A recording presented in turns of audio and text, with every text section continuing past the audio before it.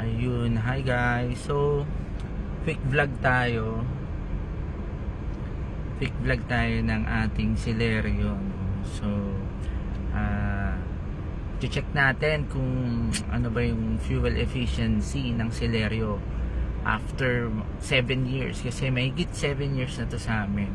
If I'm not mistaken, coming 8 years na to sa amin. So, right now, 1, 2, 3, 4, 5 kami dito sa car.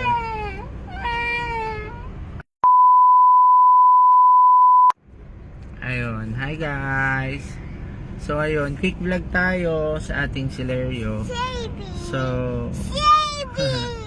i-check lang natin kung ano ba yung fuel efficiency ni Celerio after 7 years, no? So 7 years may higit na to sa amin tong sasakyan na to. So right now, ni-reset natin yung trip meter. So tsaka yung average fuel consumption dito sa dashboard. So check natin kung anong fuel efficiency niya. Kung matipid pa rin ba kahit 7 years na. So yun, short trip lang naman yung gagawin natin. Pupunta kaming Laguna, tapos babalik ulit ng Pasay. So right now, ang passenger is 5, and then may isang baby. And then ang tire pressure namin is 32 lahat. So ayun, sige, see you later guys, bye. See you later. Ayun, so right now we're just waiting dun sa change kasi nagpagas kami.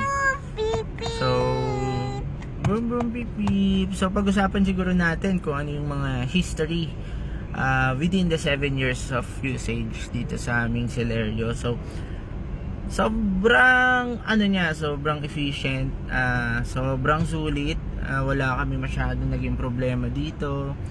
The usual wear and tear lang, mga filter, yun pa lang napalitan, belt, and yung radiator motor, so, and battery of course. So given naman, dahil lahat naman yun is mga wear and tear consumables or parts, so masasabi ko sulit siya for 7 years, diba? Ang odo na pala nito is 77,000 na yun. So ayun, sige, samahan nyo kami sa biyahe namin. See you later, bye. Bye.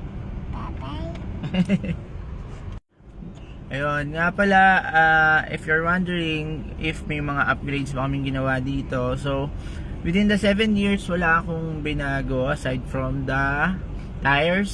So yung tire ko sa harap, medyo pinalakihan ko lang ng konti.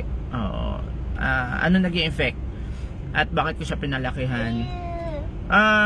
Kasi yung original na stock tires niya, so parang medyo matagtag siya sa unahan. So nung pinalitan ko na medyo malaki na tire, so yun, na-lessen yung pagiging matagtag niya kasi na-absorb nung gulong yung mga rough roads. So syempre may tagtag pa rin, giving na this is a small and compact car. Hi, this is just a hatchback car. So talagang nandun pa rin tagtag, though na-lessen naman siya. Aside from that, wala kaming binago, stock lahat. Ito lang, leather seat, nagpalagay kami. Ayun, sige, wait lang po. Ayun, hi guys. So update lang dun sa fuel efficiency itong 7 years, more than 7 years Celerio namin. So ito medyo nag-traffic na dito sa SLEX, pero the whole time, so mostly highway, dire-diretso lang, and I'm cruising sa speed of 80 to 90 with mine-maintain ko lang mostly sa 2,000 RPM. May times na nagti 3,000 RPM pagka kailangan mag-overtake. And right now, ang average na fuel consumption ko dito sa dashboard is 20.5. So we can say na sa highway, it's 20.5 kilometers per liter siya. So not bad for the 7 years Celerio. So still naman efficient pa rin siya. Wala naman ako nararamdaman na nagbago sa fuel efficiency niya. So ayun. So let's see.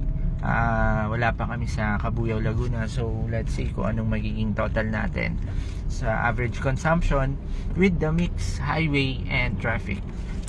Sige guys, see you later. So ayun guys, nakabalik na kami dito sa Pasay sa parkingan namin. So from dito, back and forth from Pasay, then Cabuyao, then back here. Nag-average tayo totally ng fuel consumption of 12.2 kilometers per liter. So, given actually sobrang traffic yung sa SLEX. From Sukat to Bikutan, gapang na yung traffic noon. May mga traffic din sa may Laguna. So siguro kaya ganyan yung naging consumption. Pero tsaka may times na overdrive na ako and spirit driving kasi medyo para iwas antok. So inaano ko yung sarili ko, pinapataas ko yung adrenaline ko para magising ako. Pero anyway, ayun na nga, yan ang trip natin for today. So as a 7 years old na Celerio, so far so good naman siya sa 12.2 na fuel efficiency. So sige guys, thank you.